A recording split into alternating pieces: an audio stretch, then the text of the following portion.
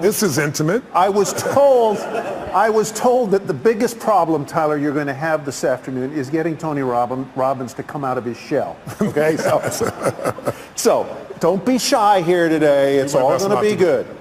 We were talking backstage, and you teed up a question that I think is part of every business owner's journey, and that is the art and science of overcoming the obstacles that you face. Yes. They are inevitable. Yes. They are existential sometimes. Yes. They are fear-inducing most of the time.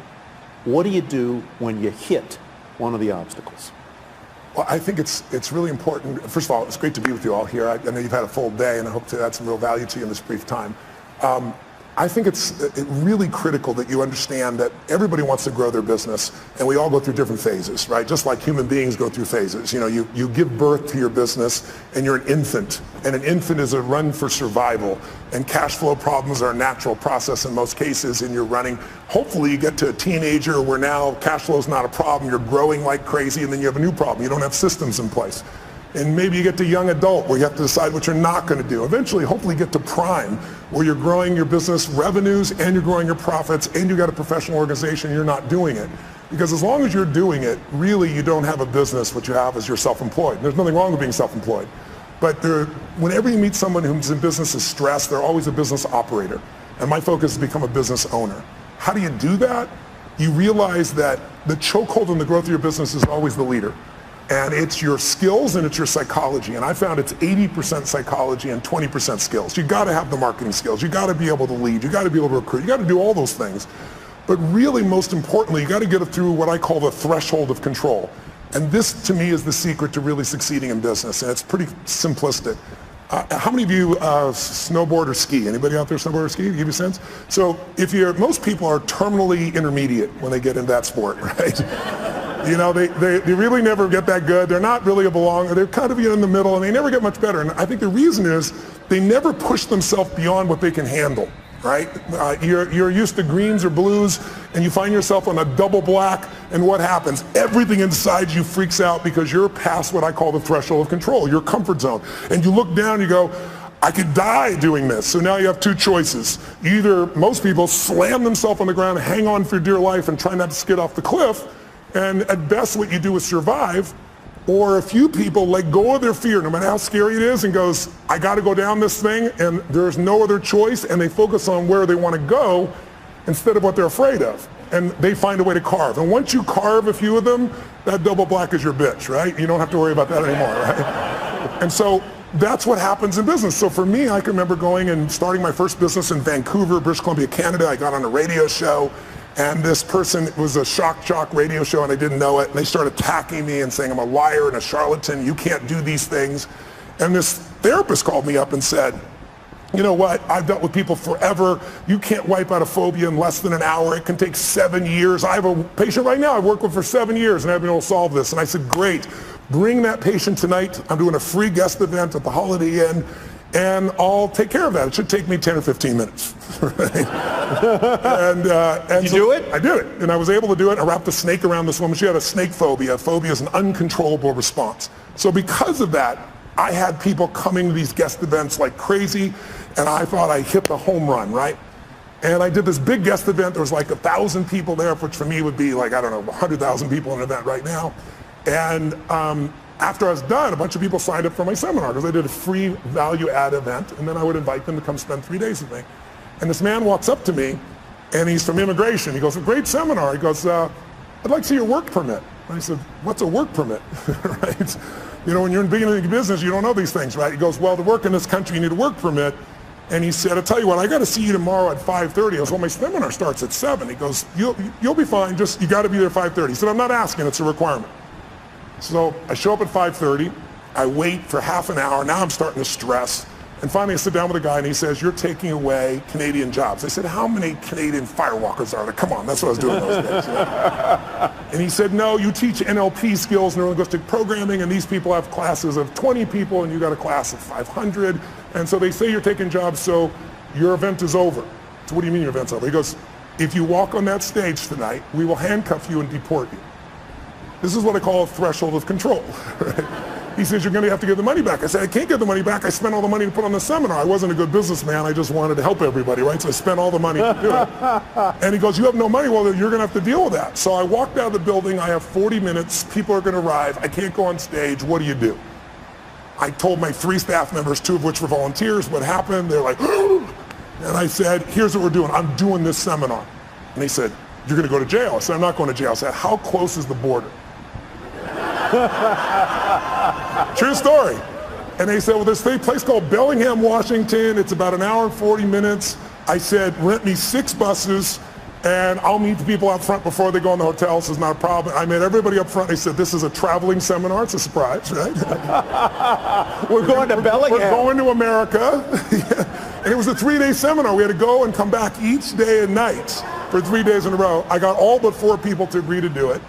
And then I got to Bellingham, Washington at the Holiday Inn there, and there was like a bar mitzvah or a wedding or some stuff next door, and it was so loud you couldn't hear anybody. And so I said, just lie on the floor, close your eyes, going to hypnotize you into this shit, right? But so what happened was you learn how to get through that, right? And we learn how to be resourceful.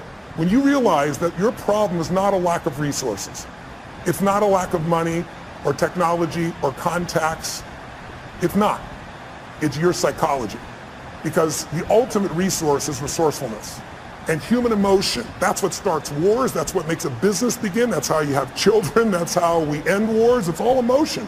And so what I really learned to do is how to manage my emotion. So, once you solve that one, the next one shows up. I started a franchise, and a couple franchisees were really upset with one of the people representing on my side, said they didn't make things clear to them. And it's all bullshit, but it cost me $5 million in 4 years. I thought, the first one was like a $50,000 challenge. Now I got a $5 million challenge. And I took all the money I'd saved in my entire career to pay that off, and I was starting over again. And then I grew from that. And then I finally got, I had a partner in business, and long story short, they had a business that was losing $1 million a day, and he turned it around and making $1.8 billion in EBITDA. He offered me his partner, and I signed a document saying we're all joint and several. There was $40 million in debt. I figured I had $10 million of the debt to have $1.8 billion in infrastructure. And it turned out my partners, 2 of them were broke. They weren't billionaires. They had lost their money. And the other one was the son of a billionaire, and his dad had given him nothing, had $5 million to his name. So I was on the hook shortly after for $120 million when they didn't have $120 million. I figured out how to deal with that. By doing that, I eventually took my companies to this year, we'll surpass $6 billion in 33 companies, because I made it through the threshold of control. So I want you to know, when you see these big numbers by any entrepreneur, they all started with blocking and tackling, and they all started with how do I get both the skill and, more importantly, the psychology. You can get the skill if you can get that part of you that just doesn't die, the part of you that finds the way to add more value than anybody else so you can keep growing. Where does the perseverance come from for you? Where does the indomitable spirit come from? Here, the title of your book, Unshakable. Yeah. Where does the drive come from? You did not grow up in easy circumstances. No. At all. No. No college. No. At all. No. All self-educated. Self-educated, a household that was not easy. True. Is that part of the reason that you are as perseverant as you are, as optimistic as you are, as forceful as you are? That didn't create my optimism. No, it didn't create your optimism. But maybe it was a way to I think it developed moxie. My mother was a really good woman. I didn't talk about it when she was alive, and frankly, even if she passed, I didn't talk about it until one day I was sitting in front of a group of 30 kids that were abused by their parents, and I told them that your biography is not your destiny, and you're not defined by what happened. But I could see in their eyes, a big, tall, white, rich guy, he doesn't understand. And so I told him the whole story. My mom beating me against the wall till my head bled, pouring liquid soap down my throat till I threw up. So I think in order to protect my younger brother and sister, I had to become a practical psychologist. That drove me, and I developed moxie to be able to deal with stuff. So that was the gift. If my mom had been the mother I'd wanted to be, I wouldn't be the man I'm proud to be, I think. So that was the gift in it. But I think the drive part is falling in love with your customers.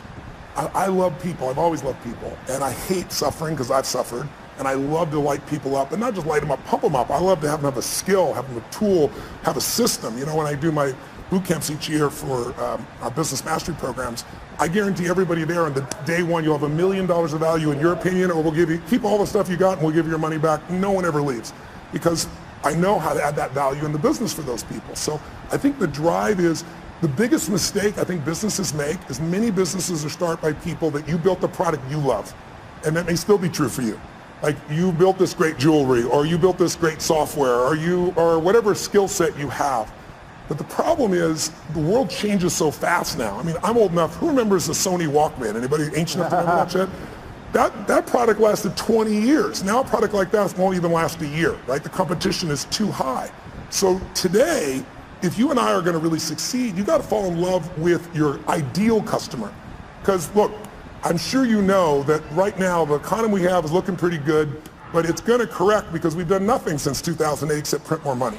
And we didn't even print money. We put ones and zeros in computers. So there's going to be some corrections, and when those happens, it's going to shake people up. You need to fall in love with a client who's going to do well with you even when the economy goes to hell. Think about it. Starbucks, I was sitting across from Howard Schultz and had a great conversation and said, what is he most proud of? And he said, he used to say starting Starbucks. Then he said, now it's surviving 2008. If they closed, I think it was 1,300 stores, if I remember correctly, for $2 coffee. So you need to get your ass ready for winter because it's coming. And if you have got challenges now, but if you do well in winter, you'll dominate for the rest of the time. And the way you do well in winter is you fall in love with your ideal clients, and then you come up with the irresistible offer for them. Steve Jobs created 99-cent songs, but he didn't create that shit. We all know that. Where'd it come from? Who's old enough to remember Columbia House, where you got like 10 albums for $1? Remember that? Or for a quarter and stuff. They built $1 billion company. Tom's Shoes, shitty product. I love him. Great what he does, but 2 for 1, being able to do something where I get it and I benefit somebody else, brilliant idea. Built the whole company on that. He didn't build it on the product.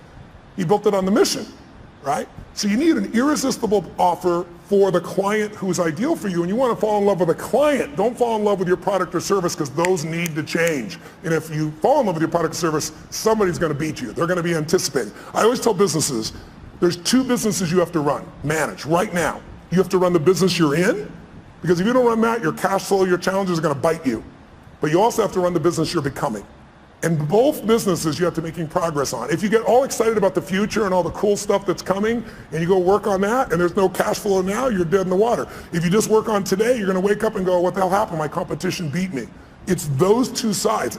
And my 33 companies, I look at what the company is now and what it has to be constantly. So we're doing the grunt work, if you will, the important day-to-day work, while we're anticipating the future. When you were building your businesses, and you've gone through an evolution, as all business owners do. I mean, what you were doing 30 years ago isn't really what you're doing today.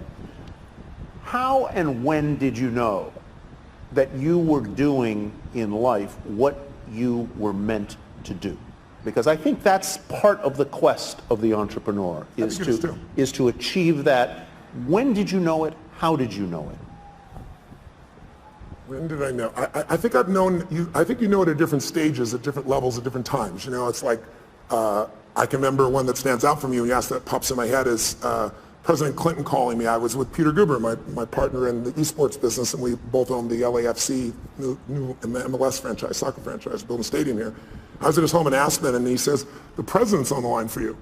And it was President Clinton. And I picked the phone, and I talked to the president for a few minutes, and he told me what's going on. And I said, Mr. President, I'm completely honored you want me to come visit with you, and I'd love to, but I want you to know I'm not a fan. I said, it was the time in which you said the economy's stupid, and then you turned around and did all these things that weren't related to the economy, and he looked like a very weak president at that point. And I remember Peter looking at me going, you just told the President of the United States you're not a fan. He's calling you, telling you, inviting you to come out to Camp David. But it was great. I said, I want to be sincere. I'd love to serve you, but I'm not a sycophant, right? Yeah.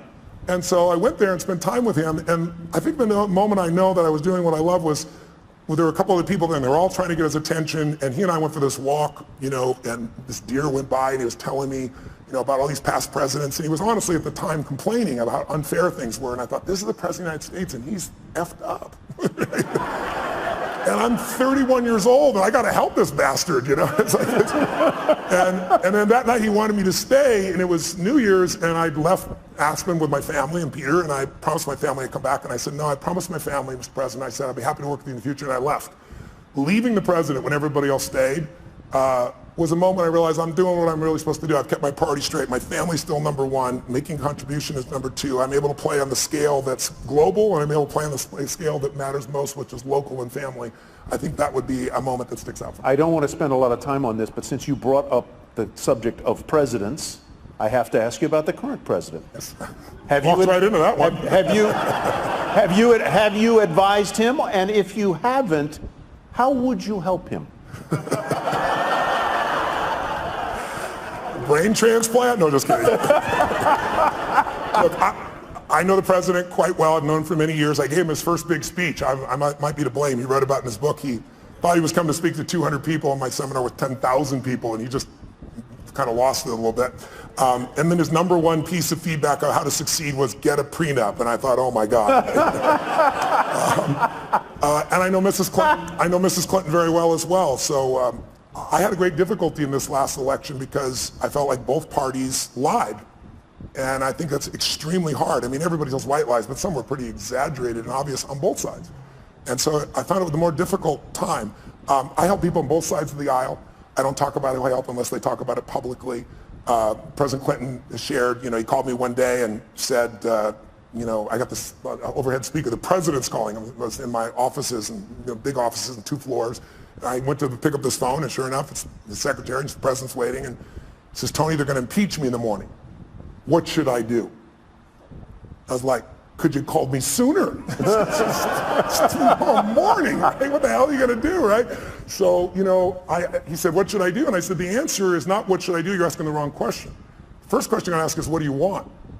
Do you want parents, moms, dads to have their kids look up to you, or do you want to just stay in office? I mean, it's a different outcome. I said, if you want to stay in office, I said, easy for me, I'm not a lawyer and I'm not in your position, but let's be honest, you're never going to get thrown out of office. There's too many votes on your side. So I said, you're going to stay in office if you do nothing. But I said, if you really want to be respected, I said, you can share the truth, you're a lawyer, without putting yourself at risk and still get more of the truth out. And we had this great conversation. He said, man, that's exactly right. That's exactly what I do. So I'll call you back. I'll call you back in 20 minutes. So I'm waiting 20, 30, 45. About an hour later, the secretary calls me and says, President wants you to know he's still resolving things. He wants to get back to you. And then another 30 minutes went by, and I'm thinking, I'm affecting history here, right? And then I saw him standing there with all the Democrats beside him just saying, nope, we're going to kind of keep the same component and went through things. So over the years, I've had a chance to work with people on all sides. And what I think about the current president is he's a terrible communicator, but I think he actually has some good ideas. And I also think he's communicated so poorly, and our world is so divided that now anything he says is seen through that filter. If I think you are the nicest man in the world, it totally controls my experience of you. It has nothing to do with you. It's my belief. If you treat me mean one day and we're best friends, I'll probably go, you're having a bad day, right? If I can't resolve it with you. Mm-hmm. And who's ever had a bad day where you hope somebody else thought that about you, you were just having a bad day, right? Yeah. So, but if I think you're a manipulating bastard, and I'm wrong, but I believe it, and you don't treat me mean, you treat me real nice, what's the first question in our mind? What does he want? So your questions, your belief, your emotion, your experience has nothing to do with life. It's shaped by what you believe. And most of you believe what you believe not by interacting with these people personally. You're doing it through the media. And the media is a great component, but everything is sound bites. And let's be honest, it's no longer about informing you. It's about startling you. Informing you will never get your attention. There's too much. We got oceans, people say that we're living in an information society. That's total bullshit. The information society died a long time ago, right? We're drowning in information. We're starving for wisdom. And what we get now are sound bites. And now people don't, it's not news anymore. On both sides of the table, people basically pretend it's news when it's all commentary. And so your perception, it's like I had lunch recently with George W. Bush. I brought him out to speak to a group of my funding groups. And I bring out people on both sides of the aisle. And this year we're working with President Obama to see if we can get him in. But to give you an idea, most people there thought, they're more liberal, and they were thinking this guy's evil.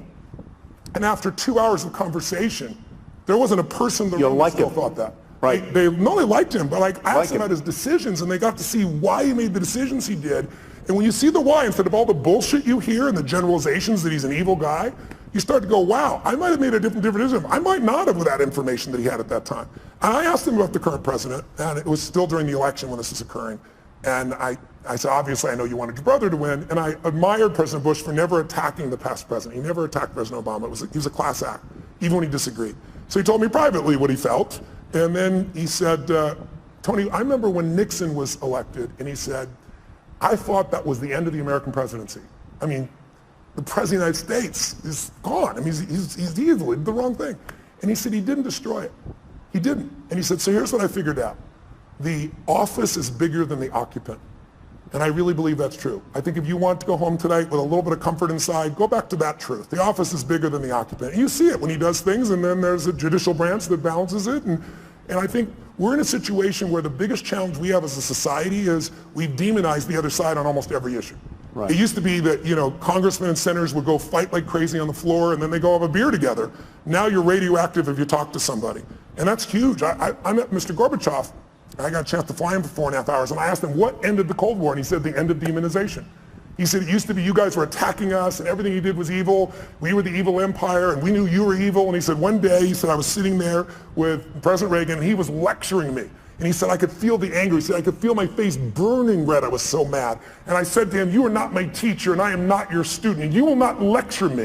And he said, then I lectured him on the evils of capitalism. And then we're going back and forth, and he said, so that's when in the Cold War. And I said, you know, that's a really great answer, but I'm with you for 4 hours, and I want to know the moment. What's the moment? I'm a student of history. What changed the world? Because most of us forget.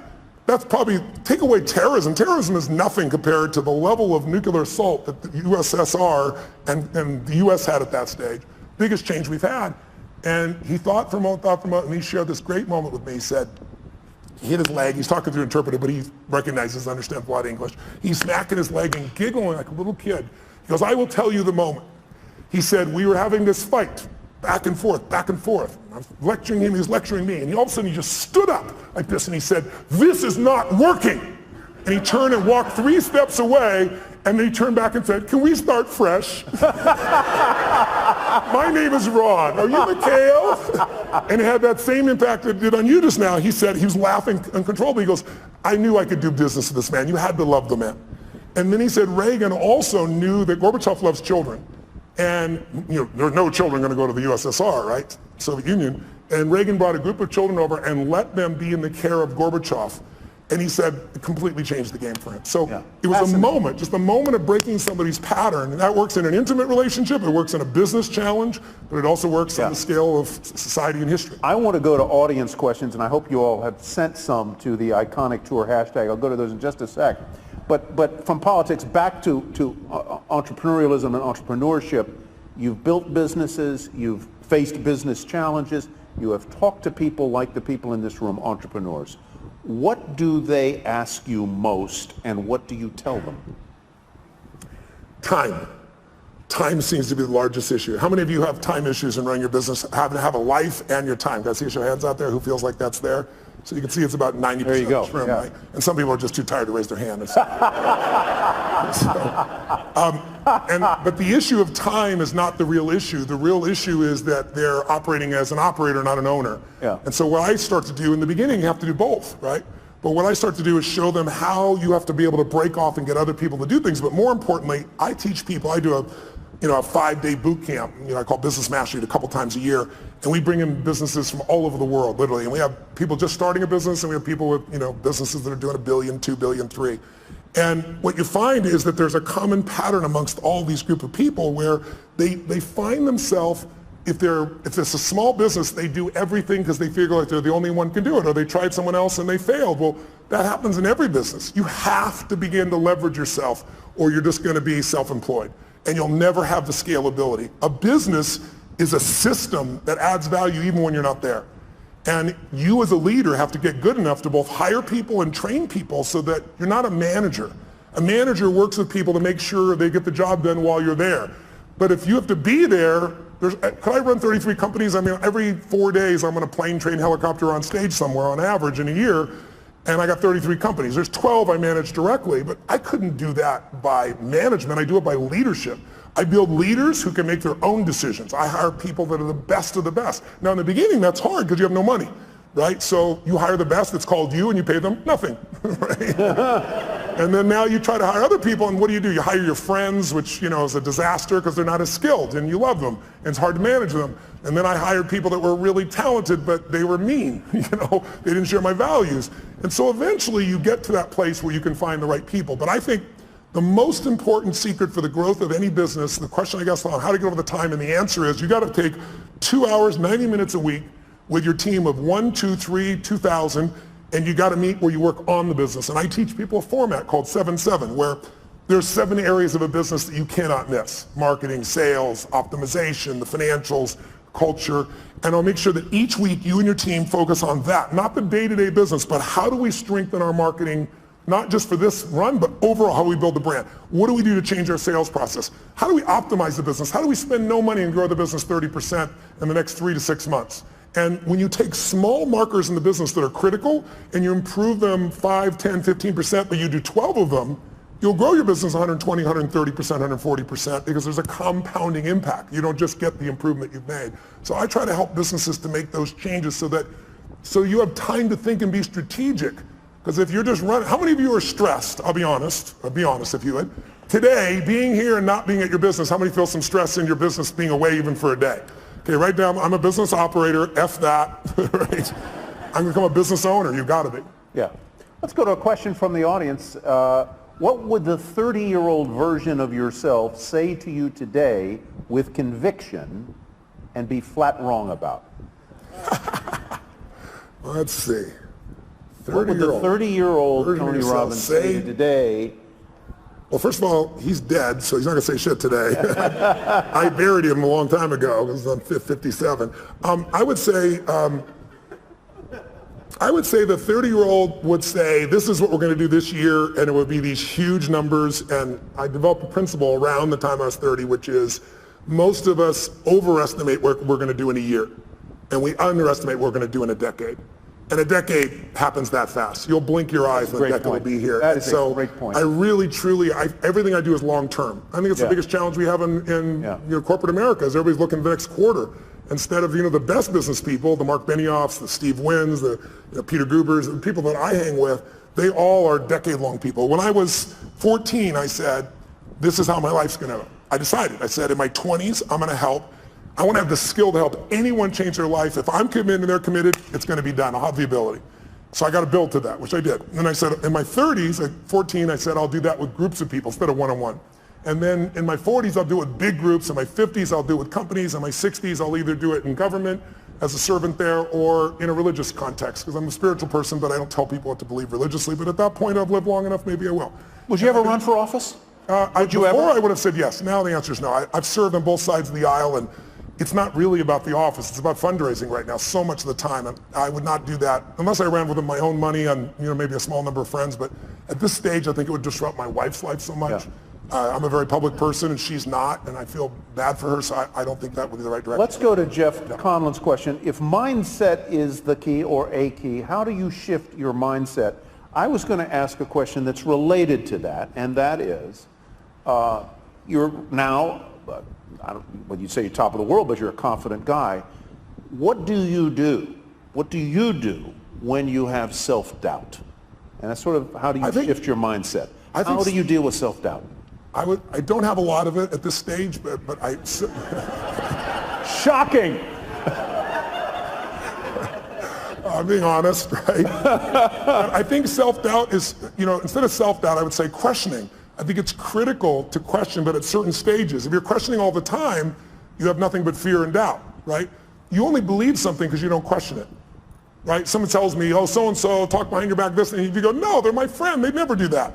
Your belief, you're certain they're not going to do it, so you don't even entertain it.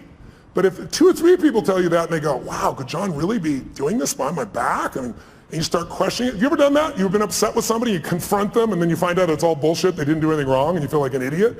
So for me, I think there's a time to question.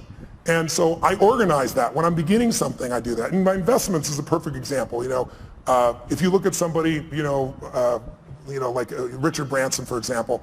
Richard is this giant risk taker, right? But he's got one question. He questions within himself and everyone else. How are we going to protect the downside? It's his number one question. You never believe it. The guy risks his life. When it comes to investments in business, he doesn't risk anything. He told me when he was building Virgin, he's taking on British Airlines, and it's a giant outlay of capital. I mean, this could literally bankrupt him, and everybody said it would. So he said, okay, how to protect the downside? And he negotiated with Boeing for 1.5 years and convinced them that if he went out of business, if he was wrong and lost his business in the first 2 years, he could give back all the jets and have no liability whatsoever. So his whole focus is asymmetrical risk reward. How do I take the least risk with the most upside? If I was going to say anything to entrepreneurs in this room, the illusion that you've been taught is that great entrepreneurs take giant risks. It's total bullshit. There are some exceptions that have, and they've gotten lucky. But if you look at the ones that consistently succeed, they know the upside will take care of itself. They focus on how to protect the downside, and they take risk where they know I'm taking a limited risk for an unlimited upside. So if I'm wrong, I'm still okay. You know, I work with Paul Tudor Jones, one of the top 10 traders in the history of the world. And Paul, I've worked with him, I've coached him now for 24 years. He hasn't lost money in those 24 years on his own personal trading. And during that time, I've learned so much from him. And the biggest thing I learned from him was this asymmetrical risk reward, that when he risks $1, he wants to be certain he's going to make 5 where he doesn't risk the dollar. See, most people risk $1 to make 10% or 20%. You won't do that. If you do that, you're going to go broke. Because here's what happens. You risk $1 to try to make 5 and you're wrong. Risk another $1 and if you win, you still win big. You could be wrong 4 out of 5 times and still break even. That's how the best in the world do it. They don't do it by taking these gigantic risks where everything's on the line, and if it doesn't go perfectly, you're out of business. That's why most businesses go out. You want to think of asymmetrical risk reward. Tudor Jones, curiously, as an aside, was a classmate of mine at the University of Virginia. Wow, that's awesome. I met him there. He would never remember me, but a fascinating guy. Another aside, because you mentioned he's a hedge fund manager in Connecticut. You did a brilliant interview with Ray Dalio for, I believe it was Facebook, not long ago. Yeah. And his book is really terrific, called Principles. I recommend you all go get it. It's very, very good. It's one of the greatest business books I've ever read, because if you don't know who Ray is, most of you know Warren Buffett. That's because Warren Buffett is sweet in shares and is public nature. But Ray is actually the most successful investor of his type in the history of the world. He's returned more money to investors from a hedge fund perspective than anybody in history. When I met Ray 10 years ago, you had to have a $5 billion net worth for him to talk to you. You couldn't be a billionaire, that's too weak. And you had to give him $100 million to start. Now he won't take your money no matter who you are. When I went to go interview him the first time, the Prime Minister of China was talking to him on the phone. He was coaching China on what to do with their money. That's how brilliant he is. Yeah. Hedge fund people, if you're familiar with rich people give their money to hedge funds, a big one might be, let's say, 20 billion. He's 160 billion. But go get his book. He flew down to Palm Beach to my home. And it's called Principles. He said, I want you to be the first person to interview me and do it on Facebook Live, so I did. But I love this man, and he will show you how he built from nothing. He literally started with nothing. He worked as a caddy. He started when he was 26 years old in a 2-bedroom apartment, and now he's got 1,800 employees and 160 billion. And he's one of the 100 richest men in the world and one of the top 10 that you'll meet. But his insights about how to run a business, how to run your life, we all need principles to guide our decision making. If you really think about it, success is the result of good judgment, right? If you make great decisions, you're going to succeed. But where does good judgment come from? You know, good judgment often comes from experience, and experience often comes from bad judgment, right?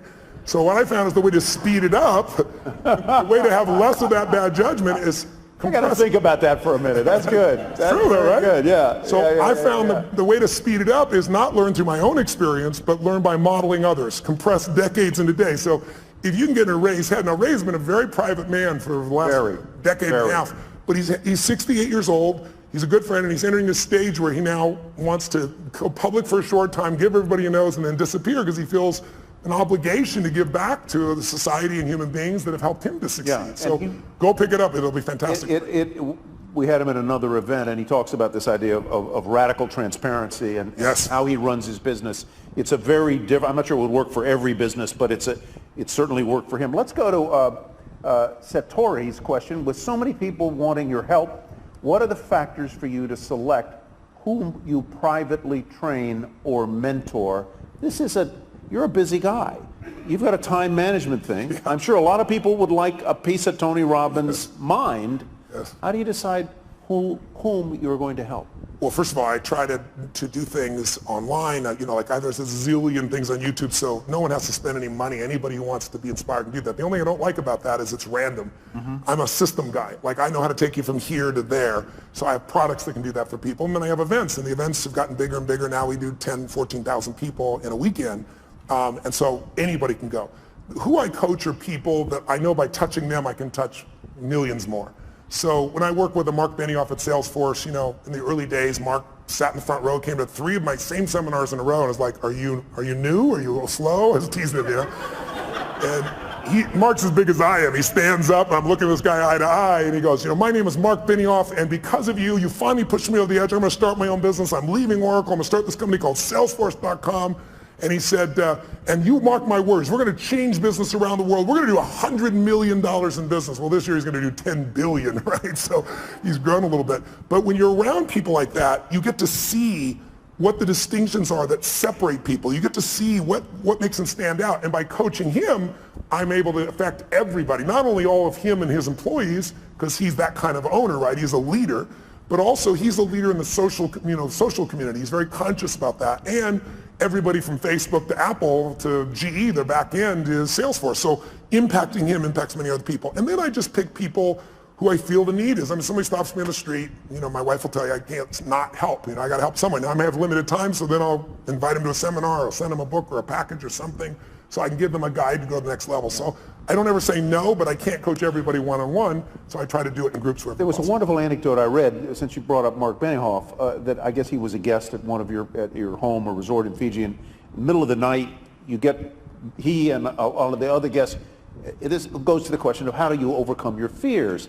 Tell that story about Benioff jumping into the river and what you didn't tell him about the river. Okay. Well, I have a home in Fiji. I've been going there since I was 23, 24 years old. It's one of my favorite places in the world. And the people there are extraordinary. You're carried as a child every day for 6 months by someone 24/7. So when we talk about raising them, being raised by a village, it's true there. And they sing in 4-part harmony when they're 4 years old. So when I went there, I was touched by it. And I went and explored this island, and I was with this chief. And they have this river that goes both ways, because it's this river where the ocean comes in, and it looks like out of Africa or something you'd see down in South America, and eventually goes in this scary looking area into a giant lake. But the tide is so fast, it would just take you. And then 8 hours later, it reverses and goes back out. So I was with him this one day, and I said, are there any fish in there? And the Ratu, which is the main chief, points out, goes, what about that? And we looked back, and it's a giant manta ray going under the bridge. So I said, F it, I'm doing this. And I just jumped in. And then the thing took me. And it took me for a wild-ass ride. For about 20 minutes, I ended up this lake. And then, dumbass me, I didn't think about how the hell am I going to get back. It was so strong I couldn't swim against it. So I spent 8 hours on this little island there before I came back. So then I came back one time with a friend. It was nighttime. And I was like, they were talking about Devil Rock and Shark Alley and all this shit. And I was like, let's do it at night. But I had a boat waiting for us in the lake to bring us back. But we jumped in, and it was scary as hell, and all the phosphorescence going on. It looks like pixie dust. It's a wild experience. Flying fish scare the shit out of you. They come by. And so when Mark came, he flew over and come spend a week with me there. I took him and woke him up, and you have to do when the tide is. It was like 2 in the morning. I woke them all up and said, I got a surprise for you. Like, what? I said, just trust me. Dragged them all on, put wet gear on them, gave them life preservers, and then threw him off, and Mark was freaking out, and I grabbed his hand. I go, we'll go on 3, 1, and we went on 1. Because I can feel him, and he's as big as I am. If I try to jump, he might be hanging me out there just holding on. Right? So Mark talks about that story a lot, but overcoming fear. Because, whatever you're afraid of, it's never as much as you're afraid of, right? So how many things you've been afraid of that never happen? Right? And then the things you are afraid of, if they do happen, you just deal with them. It's that old phrase, coward dies 1,000 deaths, a courageous man only once. I discipline myself, not perfectly, but for the most part, I don't worry about shit till it happens. I anticipate it, but I don't worry about it. If state is everything, I assume that means state of mind. How do you stay in a great state of mind 24/7? Should that even be your goal? I think it's worthwhile to have as a goal. I don't think it's realistic 24/7 whenever having any blurbs, because we all have a 2-million-year-old brain. Everybody in this room has that. I do too. And it's not designed to make you happy. It's designed to make you survive. So if I said to all of you right now, what does that brain look for? It looks for what can hurt you, and it exaggerates it. And since there's no saber-toothed tiger now, it says, what are people thinking of me? Will my business make it? Do I have enough money? And these are all easy things to solve, but our reactions in our gut, when we let the fear part of our mind take over, that basically the survival software, if it runs you, you're in trouble. So a few years ago, I actually lecture on this now. I say, you need 2 skills to have the quality of life you want. If you want an extraordinary life on your terms, whatever your terms are, you need to master the skill of the science of achievement. You got to figure out, how do I take what I dream about and make it real? And it's a science. And you can model other people, and you can learn, you can speed up. I've spent my lifetime doing that. But the second skill, and the one that most people don't give enough value to culturally, is more important. And that is, you need to alter, if you want an extraordinary life, how many people you know that have achieved it? How many have done this? Who's achieved a goal that was a big goal? You worked your ass off and you achieved it, and then your brain went, is this all there is? Who's had one of these moments? Yeah, almost everybody. And that's worse than failing, because we're all achievers in this room, right? So if you fail, what are you going to do? You get back up, you try another approach, you're going to eventually succeed. You know it in your gut if you're really driven. But if you succeed and you're miserable, now you're what I call technically screwed, right? I mean, because if you're not happy with what you got, I mean, failing, you can get up and do something new, but succeeding, where do you go? So I really believe, you look at somebody like say, Robin Williams.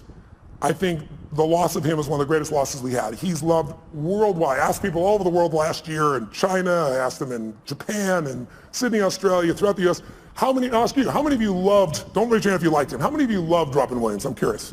Keep your hands up, look around the room. Like 98%, only 2% assholes that didn't like Robin Williams in this room.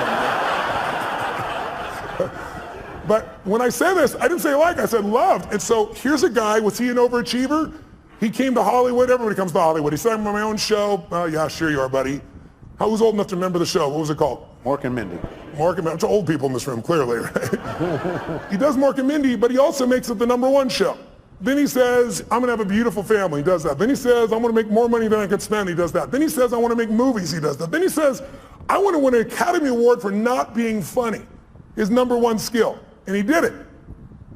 And then he hung himself in his own home, leaving his wife and children to find his lifeless body. How do you explain that? I'll tell you the answer. He made everybody happy but whom?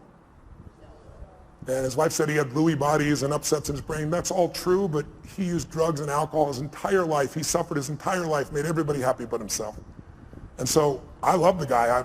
One of my birthdays, I was at TED, and I did this talk, which was very popular, and he came to my birthday party. A bunch of guys took me out to dinner that night and jumped on top of the table and sang happy birthday as a Russian woman and then as a Chinese man. And you know, I've never lost a suicide, knock on wood, out of thousands. We've made films and follow-up, but I had no idea that's where he was. But I look at a man like that and I say, he's a warning as much as we all loved him, even more so because we loved him. I know none of you are going to kill yourself. I'm not worried about that. But a lot of people live a long time, but they don't really live. You know, because they let their stress and their frustration, you know, I always say achievers don't get fearful. We're all achievers, right? We don't get fearful, we just get stressed, right? Stress is the achiever word for fear. Because when I say to you, what are you stressed about? Well, I got to do this, I got to make this thing happen. What if you don't? Well, I got to. Well, what if it'll fall apart? What if it falls apart? Then it'll fail. What if it fails? Then I'm a failure. What if you're a failure? And now if I follow the trail of your stress, it'll take me to your deepest fear.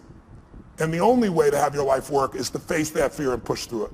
What is courage? Courage does not mean you're not afraid. It means you're afraid and you do it anyway. You're scared shitless, but you do it anyway. And I think if you're going to succeed at the highest level, you've got to face those fears. Leads right to the next question. Based on your experience, what are the top 3 characteristics to have in order to be successful? For these type of people, what does success look like? What does it feel like? What are the characteristics that can get you there? What success looks like and feels like is different for everyone because we all define success in a different way. So I leave that to them. But what does it take to succeed? That I can tell you because I could be an idiot at this point. But when you've been with 50 million people, 4 million in live seminars for days and nights and days and nights, I know that whatever we do, it's a result of our patterns. It's not us. There are certain patterns that'll make you angry, they'll make you frustrated, they'll make you pissed off. And there's certain patterns of thinking and feeling and using your body that'll make you playful and fun and grateful and excited and passionate. And if you think it's you, because you've done a pattern so long, it's hard to change yourself, but it's easy to change a pattern. Where do the patterns come from? We learn them through our conditioning. When you first are born, you can do anything and you're loved. You can, scream, yell, go to the bathroom in your pants. Try that when you're 30, see if it works, right? But you learn very quickly as time goes by, you're loved for nothing as a baby, right? You're loved no matter what you do because your mother's, got oxytocin. She's natural drug in her body. Men get it too, but women get 10 times as much. That's why a healthy woman cannot leave her child. A healthy man can, but a woman can't. Right? She's biochemically healthy. And so you look at this and you say, what are the 3 things needed? I can tell you what they are. The number one, I love intelligence. I love wickedly intelligent people. I try to hire as many of them as possible, learn from them. But what's more valuable than intelligence is hunger. You find, if you looked at what's the common denominator between Richard Branson, Mark Benioff, You give me your list of whoever it is. I guarantee if you dig underneath, their hunger has never gone away. Some people get hungry because they got a goal to achieve something or get in a swimsuit by a certain date or some stuff. But that's not an identity change, right? These are people that are like myself. I'm hungry today at 57 more than I was at 26. I feel in me. And when I say hungry, I'm hungry to contribute, to learn, to grow, to make a difference. I'll never settle less than I can be or do or share or give or create.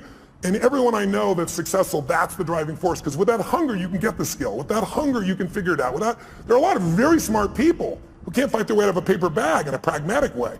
And they got, great transcripts and shit like that. I went to Harvard one time and I spoke, and right before I spoke, they had voted at Harvard Business School to not release anyone's transcripts to the recruiters of the businesses coming in, to block it. And the argument was, your education is more than just your grades. And I went berserk. I got up there, first of all, they said, Tony, I expect to be, 1,000 people there, a couple thousand people there. And they said, no, Bill Gates was here, we had 300 people, it's gonna be much smaller. But we ended up with about 1,200 people, standing room only. And they gave me 30 minutes, and of course I went 3 hours. I did, no one left. But one of the first things I did, I said, what is this bullshit I'm reading? This was in the paper that day. I said, listen, I'm not trying to be disrespectful, but you've been disrespectful to each other. I said, if you're not willing to show your transcripts, I agree with you. Your career, who you are, is more than just your degree here. But you chose Harvard for a reason. And there are people here that have worked around the clock and gotten, 4.0, and you got yourself a 2.6, and you're going to block them because there's more of you than the 4.0. It's not going to work that way when you get in business. When you get in business, you guys who are doing this right now, you're going to be judged on one thing, results. And your grades are the results in this context. And if you think your grades are not it, then convince me as the interviewer that the grades are a part of it, but there's so much more you've done. If you can't do that, you're never going to make it. I said, you guys, anybody voted for that? Just count on a future that is full with pain. And the room was like, it was pretty intense, I guess. I thought it was pretty soft, personally. And then all of a sudden people stood up and they did a standing ovation, and people said, this is bullshit, because this is what happens sometimes in a democracy. Sometimes in a democracy, the lowest level standard is what becomes natural. We're seeing it right now on the political side. We're seeing people that are, in Berkeley, the home of free speech, people throwing things, burning things, destroying things, who are supposed to be liberals who should be open for open speech. And then you see conservatives that are just as dumb, saying things that are inflaming people.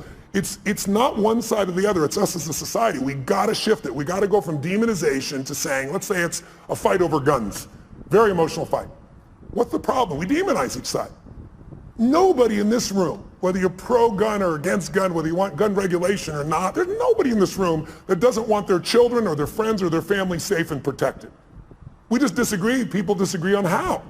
And if we can start with what we agree on, we can actually make progress. But today, there's no progress because we now also augment this with social media, and we augment it with the regular media. And think about it. The media is not here to inform you. They're here to startle you. We all know if we say something inflaming, you're going to talk about it, share it on social media, and they get a multiplied effect. It's all about advertising. So you have to really discern yourself today. You have to understand it's the Wild West, not only on the internet, but on television as well. And you have to decide, if you're an independent thinker, what is really right, and maybe be part of the solution instead of another person that attacks the right or the left, Donald Trump or whoever it is that you'd be attacking. There's lots of people that are easy to attack, but attacking doesn't change or improve anything, in my opinion. We gave you 45 minutes. Would anybody here mind if we went a little longer? Would you mind if we went a little longer? Sure. So let me... 5 or 6 more hours? Yeah, 5 or 6 more hours. We'll bring the bar inside is what we'll do. But I want to finish what I said just for 1 second. Yeah, please I want to answer this person's question, which was 3 things. Oh, 3. We got through 1, hunger. Yeah, okay, let's get to 2 and 3. Hunger is the number 1. I think the number 2 is having a mission larger than yourself. Because it's kind of like having a child, right? Having a child is a very exciting thing, and then you have a child and you go, what did I do? Sometimes, right? Same thing with a business, right? You've got to really be able to have something you're doing it for that's more than you, because in the early days of the business, it doesn't really make you any money and you work your tail off. So you need pride of ownership, you need joy, you need a mission. And I really believe until you find something that you care about more than yourself, you'll never discover what you're capable of. Because we'll all do more for others that we love or respect than we'll ever do for ourselves. That's part of the beauty of being a human. Most of us do more for our kids, for example, than other people. And then I think the third thing is, you got mission and hunger, is you really have to become obsessed with strategies. Because strategies can save you so much time. The wrong strategy, I mean, I'll give you a stupid metaphor. If you said your number one goal is to see a sunset, and then you start running east as fast as you can, I don't give a shit how positive you are. I don't care how hard you work. I don't care how long you've been putting into it. You got the wrong strategy. But the right strategy in business and in life can save you a decade. And someone else may have spent, again, a decade figuring it out through trial and error, and then they figured it out. You might be able to learn it in 6 weeks or 6 months or 6 days or 6 hours. So I think that would be my third element. So let me ask you a question that may be a little off point, but I hope helpful. A lot of people in this room and a lot of people in the world want to follow their passion, okay? But they've also got to put food on the table and pay the rent and pay the bills. How do you do both at the same time? How do you build, have your mission, have your passion, and do that when you know the world is a tough place, hard to make a living, hard to pay the bills, places expensive? How do you do that? How do you thread that needle? Well, it depends on who you're dealing with, right? If the person is entrepreneurial and they ask me this question, I always tell them, you've got to take care of your kids, you've got to pay the bills. And I said, but, tell me when you work. And they tell me, well, I work, 9 to 5 or 8 to 5 and I'm exhausted and everything else. I said, well, what are you doing with the other 8 hours? Because that's what I did. I worked as a janitor all night long, middle of the night, everything else. I could compress time there because it was based on results, not time. So if I could do a great job in shorter time, I had that time. But then, what I start doing between, 7 o'clock at night and 2 in the morning, which is pretty much the time I worked, that's when I was developing myself, getting the skills, learning, educating, starting the business. So I think people just have to realize it's a gut-wrenching process. Entrepreneurship is not for everybody. Most people fail in entrepreneurship. The vast majority fail. 96% at 10 years, but what happens after 10 years? All clear sailing after that? Anybody remember Lehman Brothers? They ran a century. They had gross revenues over a century of more than $1 trillion with a T dollars. That's what went through their bank accounts over that century, and they're gone. So I don't think it's right for everybody. I think you have to really be clear, is your personality the right personality if you're going to begin in this area? And then if you're going to work for somebody else, you can still become financially free, but that means you got to stop being a consumer and become an owner of under entrepreneurs. You want to own businesses, right? Get out of just being, don't just own an iPhone, own the company, but not just Apple, obviously. But how do you keep your energy up and your enthusiasm up? How do you do it? I'm wired for it. It's my nature to some extent, but also the other part is I get to see results. I mean, who here has been touched by my work before? I'm curious. Anybody in this room? So look around the room, and how's it hard to be inspired when I'm in a room and a third or 40% or 50% have used my work? And so people come up to me every day, dozens of people a day if I'm traveling, and they tell me the most amazing stories. Outside my children and my wife, that's probably the greatest gift of my life. I never get tired of hearing it, and it just makes me want to deliver more, give more, have more impact. Yeah. You get the last word. Tell them what you want them to know. Well, if you're entrepreneurs out there, here's what I'd say to you. I'd say, don't be so damn hard on yourself. I know that sounds counter to being an achiever, but when you're beating yourself up, you're sucking out the energy you need to move forward. It's kind of like, I always tell people there's so much energy, and I've built mine. I do a lot of things to build my energy to be incredibly strong and have really strong endurance, because to me, energy is life. If you don't have strong energy, you're not going to do anything. But even after we look at that energy, it only goes so many places. So if your energy is being caught up, if you take energy in a business and you pour it into external marketing, going out and reaching people and adding value, that business is going to grow. But if there are inner conflicts in that business between people, then the energy is being sucked in here and less energy is going out there. The business is going to have problems. That's also true of you. If you allow your disappointments to create these inner conflicts and fears and you let them run wild within you, they're going to suck the energy out you need to go to the next level in your business. You have to discipline your disappointment now. Mine is the 90-second rule. So watch this. Try something real fast. Look around this room. I'm going to give you a test. Look around this room and see everything that's brown. I'm going to test you in a moment. Look behind you. Look around you. Look at clothing. Look at people. Look anything that's brown. Brown, brown, brown, brown. Record it in your mind. Close your eyes. Now, with your eyes closed, tell me everything you saw just now that was red. If you see more brown than red, say I. Open your eyes, look for red now. Really look for red. Look for it anywhere you can find it. Look around you, look beside you, look at the front, the back. How many found more red this time? Raise your hand if you did. Say I. Why'd you find more red this time? That you told me to. Seek and ye shall find. But here's what's amazing. Seek and you shall find even if it's not there. I'll prove it to you. How many saw beige shit, called it brown just to feel successful? How many saw burgundy, called it red just so you can count more pieces? So if you think you're a jerk or someone else is a jerk, you're going to color it. You're going to change it. You're going to find the jerkiness in them. You're going to find the jerk in you.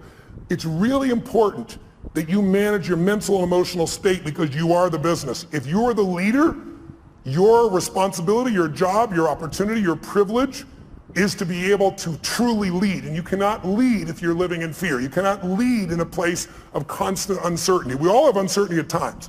But if you watch an athlete go out to shoot a free throw or a kicker in the NFL to go kick the ball, how many have ever seen that person, they're about to kick it, they're about to shoot it, and you go, they're going to miss it, and you know they're going to miss it. Who's experienced this before? How did you know? You could see in their body that they're missing the core ingredient, absolute certainty.